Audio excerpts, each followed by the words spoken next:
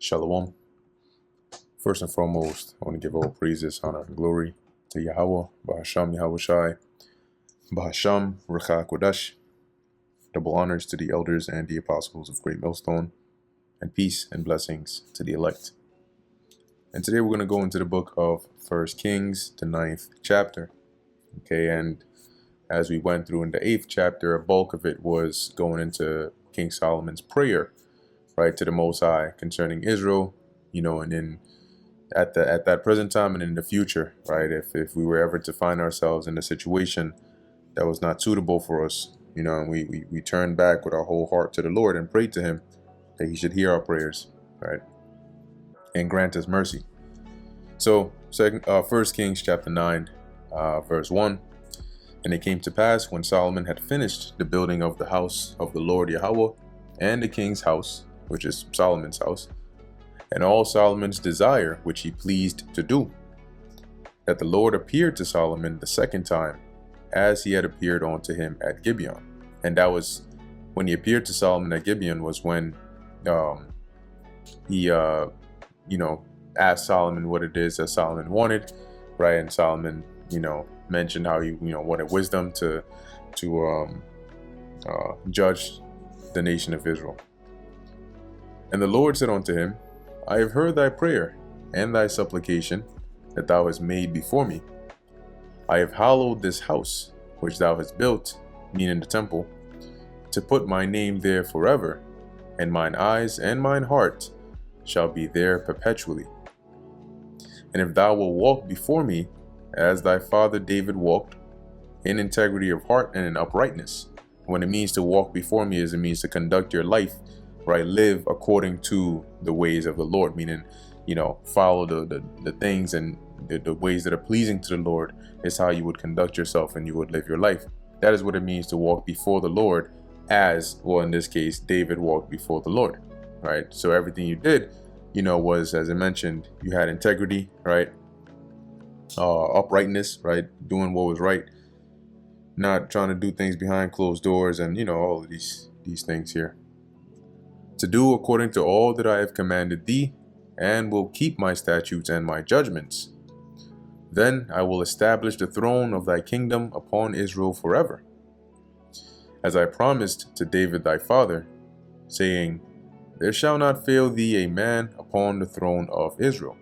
And this is contingent upon the fact that they would continue to walk after the ways of the Lord, right, and follow the ways that were pleasing to the Heavenly Father.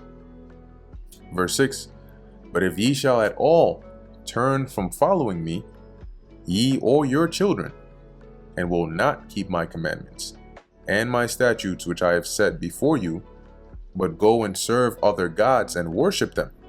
All right. So if you don't adhere to this, and at some point, you get comfortable, or, you get lackadaisical, or whatever the case is, you get complacent, and you end up following and worshiping these other gods, then that's it for you. You've basically broken that contract. Then will I cut off Israel out of the land which I have given them, and this house which I have hallowed for my name will I cast out of my sight. So remember, right, that we are now in the book of 1 Kings, right? Time of King Solomon, ending of King David's time into King Solomon's reign. And this all predates the subsequent chapters that we went into, right? The book of Jeremiah, the book of Ezekiel, the book of Daniel, Habakkuk, all of that is post after this time that we're in. Okay, so we sort of went back in time a bit. And so the Lord did stick to his word here, because we know that in process of time, King Solomon ended up himself, right, serving these other gods. And what that led to was, and even though this was happening in Israel, this became more prevalent, a heavy presence of idolatry within the nation. And that ended up leading to the Lord doing this that he said in verse 7, right, that he would cut Israel off out of the land. Well, the from King Solomon's time on down, you had the Babylonians that the Lord sent. And what did they do? They came, they besieged Israel, Jerusalem, broke through the walls, killed Israelites and took a bulk of them captives out of the land. Same thing happened with the northern kingdom, with the Assyrians. But more prevalent during the time of the Babylonian captivity was also, as the Lord mentioned here, that he said, "And this house which I have hallowed, being the temple for my name, will I cast out of my sight. And Israel shall be a proverb and a byword among all people." So that is what the Lord ended up doing as a result of our disobedience, right? The temple was destroyed, right? The wall was broken down, it was burnt. And you read in the book of Daniel, you read in the book of Ezekiel, you read in the book of Lamentations, how we became a byword and a proverb amongst all the people. And we lamented and complained about it, but this was something the Lord warned us about, and we ended up, right, doing it anyway. Verse 8, "And at this house, which is high, everyone that passeth by it shall be astonished, and shall hiss, and shall say, Why hath the Lord Yahweh done thus unto this land, and to this house?" Right? So when they see the destruction that's going to happen for your disobedience, if you disobey the Lord, they're going to be surprised. They're going to be, shook, wondering why would the Most High have possibly done this? What could have possibly happened here to lead to this? "And they shall answer, Because they forsook the Lord Yahweh their God, who brought forth their fathers out of the land of Egypt, and have taken hold upon other gods, and have worshipped them, and served them. Therefore hath the Lord Yahweh brought upon them all this evil." And it came to pass at the end of 20 years, when Solomon had built the two houses, the house of the Lord Yahweh, and the king's house, which is Solomon's house. Now Hiram, king of Tyre, had furnished Solomon with cedar trees and fir trees, and with gold, according to all his desire. Right, and this is something that we dealt with. Right, we covered in the previous chapters. That then King Solomon gave Hiram 20 cities in the land of Galilee. And Hiram came out of Tyre to see the cities which Solomon had given him, and they pleased him not. So when he saw the cities, he didn't like him too much for, whatever reason, right? Maybe the cities the soil wasn't too fertile, or whatever the case is. Hiram didn't really like them. And he said, "What cities are these that thou hast given me, my brother?" And he called them the land of Kabul unto this day.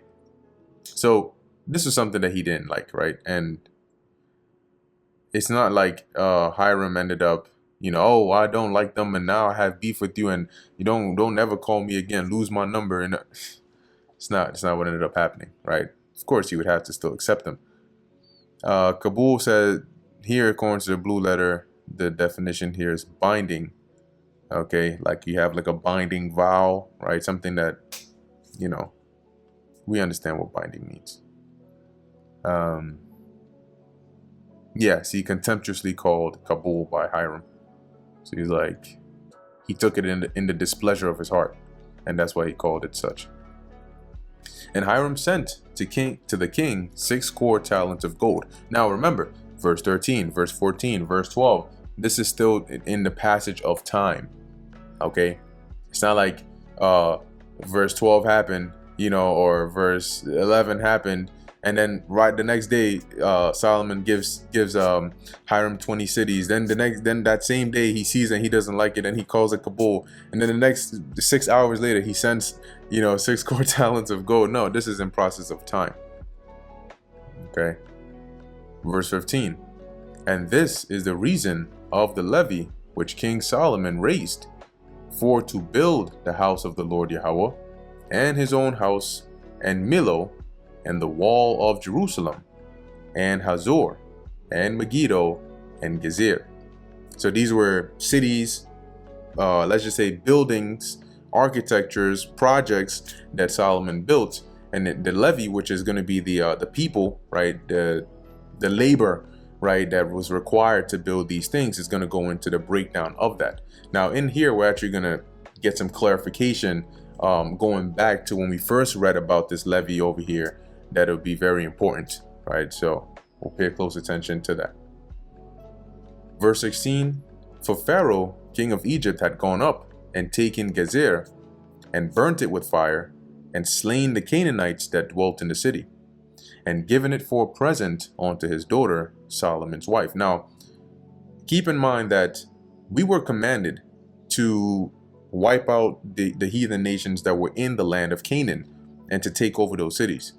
That didn't end up happening, right? We wiped out a good portion of them, but not all of them. So we were still neighbors, right? We still had neighbors of the Canaanites that were still living in the land in some of these cities. And over time, we would take some of the cities, they would have some of the cities, and so on and so forth. Okay, that's why I mentioned here the Canaanites being slain. Now, at this point, remember, Solomon married Pharaoh's daughter, right? And so as a present, right, you could think of it like a marriage present, whatnot. Pharaoh ended up having that city of Gezer, cleared out and then given to his daughter. And Solomon built Gezer and Beth Horon, the nether. Let's look at that word, nether. All right, we have your lowest, nether. Let's see what else they have. Bottom, most, lowest. Okay, it says here the lower pool in Jerusalem of pavement and gate of outer. So it could have been that in terms of maybe the geographical layout, right? That, oops, what happened here? This Beth Horon, let's actually look at this Beth Horon. Might have been the lower region of that city or that particular area. Yeah, it says house of hollowness, 2 towns in Ephraim. Yeah, okay, interesting. So you had upper Beth Horon, town on the mountains of Ephraim, and then you have lower Beth Horon, town located 800 feet lower than upper Beth Horon. So that's why it calls it Beth Horon, the nether. In this case, Beth Horon, the lower. And it might not be a direct sort of correlation here, but an example is you may think of Germania Major, Germania Minor, something like that. So verse 18, and Baalath and Tadmor in the wilderness in the land, and all the cities of store that Solomon had, and the cities stored like storehouses, right? So that also makes sense, right? You have certain cities that the majority of the portion there is dedicated to store goods and non-perishable goods and so on, right? And the cities for his chariots and the cities for his horsemen, and that which Solomon desired to build in Jerusalem and in Lebanon and in all of his dominion. And all the people that were left, now here's a key part, right? All the people that were left of the Amorites, Hittites, Perizzites, Hivites, and Jebusites, which were not of the children of Israel, their children that were left after them in the land, whom the children of Israel also were not able utterly to destroy, upon those did Solomon levy a tribute of bond service unto this day. So there's the clarification, right? So going back a couple of chapters, initially I'd mentioned that Solomon raised this levy out of like Israel, right, men. But in actuality, it wasn't Israelites, right, but rather the heathens that were the residue of the heathens that were living amongst us, those we weren't able to wipe out. They were the ones that Solomon actually used as the labor, right, the physical labor to do, as 1 Kings the 9th chapter tells us and clarifies for us. Verse 22, but of the children of Israel did Solomon make no bondmen, but they were men of war, and his servants, and his princes, and his captains, and rulers of his chariots and his horsemen. See, so those positions were mentioned, right, as we read, and some names were actually mentioned. But so what Solomon ended up doing was those that would actually like go and hew the timber and carry them and transport them, physically doing all of these things, those were the heathens, right, the ones living amongst us, that were made into those bondmen. But the different roles that were more of like maybe like a taskmaster, as it says here, a servant, this would be like somebody who's in charge of Solomon's provisions, right? or his his horses, or so on like that. Those would be the roles that the Israelites would play.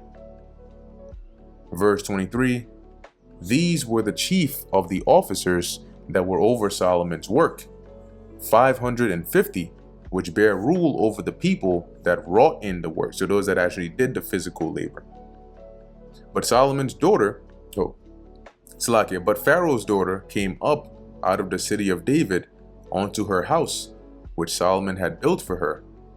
Then did he build Millo. And 3 times in a year did Solomon offer burnt offerings and peace offerings upon the altar which he built unto the Lord Yahweh.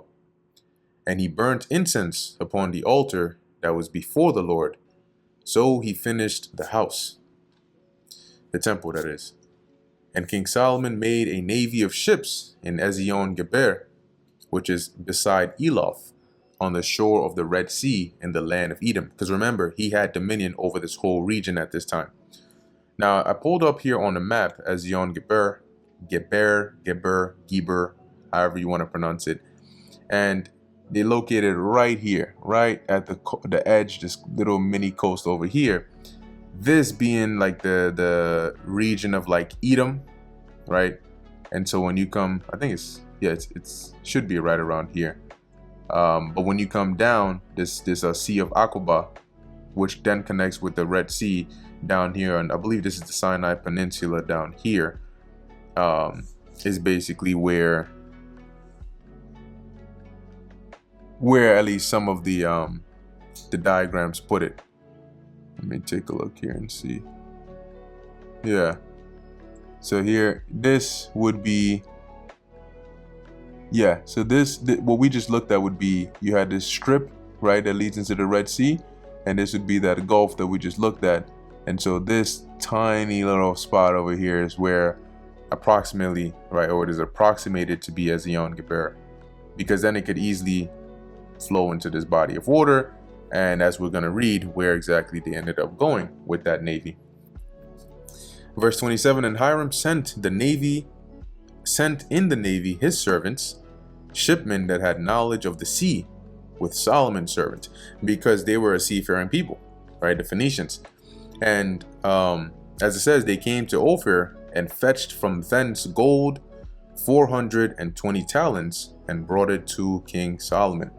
Now, this location, Ophir, was one that's debated, right? It's uncertain exactly to, a lot of back and forth about where it could possibly be. Now, we believe this to be the Americas, okay?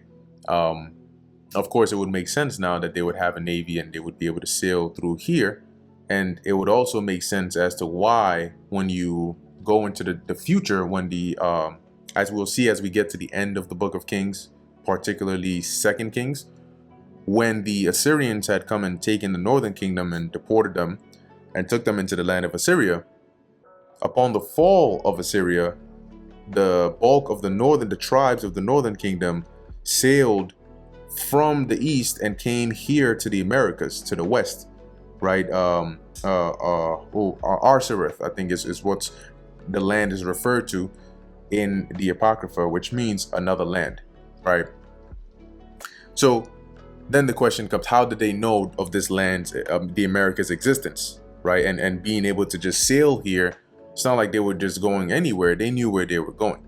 So coming back to this time of King Solomon, they also knew of the existence of this place to be able to, as it says, fetch the gold from thence.